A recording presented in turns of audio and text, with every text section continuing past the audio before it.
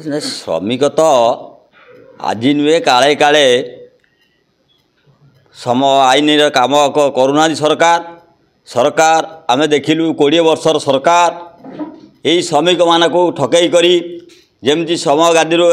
सरकार गले आम भाव नुआ सरकार आसिले कृषक श्रमिक मान को धरी सरकार गठन कले किंतु ये सरकार अमल 16 मास भर आम देखिलुणु सरकार आहुरी दारू ब्रह्म हो गले जे आज इंडस्ट्री ना रे इंडस्ट्री खोली दौरान किंतु कौ जगार मिनिमम वेजेस दौना सरकार द्वारा स्थिरीकृत होता 462 टंका श्रमिक मैंने प्राप्य पाऊना सोशल सिक्यूरीटी हिसाब से ESI PF कटा जाऊना जदि किए काटुंट ताकू सबूक कंट्राक्टर खाई दौरान कंट्राक्ट लेबर कर कौन सी जगार आम देखु एत इंडस्ट्री भितर परमानेंट नहांती जहाँ अच्छा सब कंट्राक्ट लेबर से कंट्राक्ट लेबर कंट्राक्टर मैंने शोषण कर चलती से कमिशन चलुँच प्लस श्रमिक मान पैसा नहीं चली जाऊँच सरकार पाखे डिपोजिट करूना आउ द्वितीयतः ना कि करूना आज्ञा आम से असंतुष्ट होकर लोक 20 वर्ष 24 वर्ष शासन को डबे नुआ सरकार गठन करते दादन खटियापी सरकार कही आम ओडिशा राज्य अन्य राज्य को जाऊँ दादन खटियापी आम ये इंडस्ट्री तैयारी करूँ श्रमिक मान को निज राज्य दबू किंतु एठे देखा जाउछि एबे अण ओडिया आसिक राजनीति करुँच लोक जो दादन को से दाबक रोचंती तेणु ए प्रति आम देखुलु आम आपण मैंने भी जानते मीडिया थ्रू जे एटे इलेक्ट्रिसिटी अन्य राज्य को बिक्री करा गुड़े लाभ करा किंतु इलेक्ट्रिसिटी जो मैंने काम करुँच से मिनिमम दोष आज पाऊना काम 8 घंटा जगह 12 घंटा करुँच कौटे विद्युत तार कटिगले सांगे सांगे लोक पाक फोन चली आगे जाकर पहुँचाई होती जीवन को बाजी लगे दिन राति काम करुँच किंतु ताकू सरकार जो टाटा कंपनी नहीं ये इलेक्ट्रिक लाइट धप धप हेल्ले तार पैसा भी कंज्यूमर ठू नौकरी किंतु सरकार श्रमिक मानक कर्मचारी मानक से वेतन दौना PFI ESI सिक्यूरीटी किसी भी ना ये कर ना नहीं सरकार आसुंच मोहन तो आज 16 मास आसुँच सी जड़े भी आमरी भाया जेना साधारण लोक सी भी बारे कहते मुझे करी सर्वाधिक श्रमिक ताकरी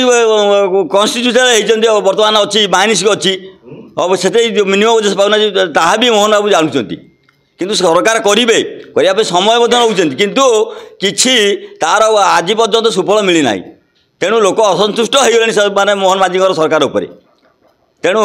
आम से कहूँ हे सरकार जो लोक मानकर को जो प्रतिश्रुति तुम आसी से प्रतिश्रुति किसी काम कर लोक सांगे रुह लोक काम कर आपण जड़े भल विधायक होते आम सांगे यही ट्रेड यूनियन मीटिंग करते श्रमिक मानकर निश्चित उन्नति हम किंतु आज आम यही 16 मास शासन भितर देखिपार किसी उन्नति तांकरी निर्वाचन मंडल सर्वाधिक माइनिंग सर्वाधिक ना भूली ना से करने चली जो आसी जो 24 वर्ष सरकार जो अण ओडिया माने अच्छा अफिसर मैंने से डुबे दूसरी भितर रखी दौरान से बारंबार सब कथा कहले कार्य सफल होना सांबादिक सम्मेलन करिवार कारण है जेतबले श्रमिक माने चित्कार करुचंती श्रमिक मानकर परिवार मध्य भोक उपास शोची सेतबले बाध्य होई आमे सांबादिक सम्मेलन करुचु ये जो श्रम विभाग निदा विष्णु शोईचंती तांकु जगेवा पई जेतबले आमे 8 तारिख आंदोलन करिया को जाउचु सेतबले आपण गणमाध्यम मानकु डाकी आमे जणाउचु कि हे सरकार आपण चेतंतु ये श्रम विभाग को निदार उठांतु एवं जो बेआईन छटी होउची ताकु रखंतु से आज ये श्रम आमर जो सामाजिक सम्मेलन करुचु आ विशेष कारण है जेतबले गोटे लोकाभिमुखी सरकार आसुंती माननीय मुख्यमंत्री कहउचंती कि आमे लक्षाधिक नियुक्ति दबु योजना मध्य प्रस्तुत होउची आमे ताकु स्वागत करुचु भारतीय मजदूर संघ तरफ मात्र ये जो घरोई उद्योग जो माने रहिले से टाटा पावर हो बीके स्टील हो